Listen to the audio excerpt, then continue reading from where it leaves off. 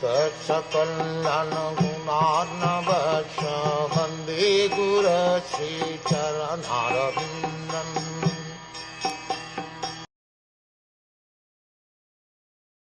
The devotees of the Lord are so forbearing that even though they are defamed, cheated, cursed, disturbed, neglected, or even killed, they are never inclined to avenge themselves. Rishi Shamik also knew that the Lord does not forgive a person who has committed an offence at the feet of a devotee. The Lord can only give direction to take shelter of the devotee. He thought within himself that if Maharaj Parikshit would countercurse the boy, he might be saved.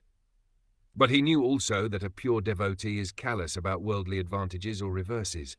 As such, the devotees are never inclined to counteract personal defamation, curses, negligence, etc.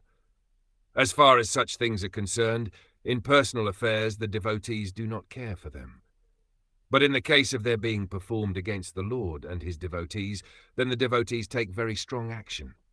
It was a personal affair, and therefore Shamik Rishi knew that the king would not take counteraction. Thus there was no alternative than to place an appeal to the Lord for the immature boy.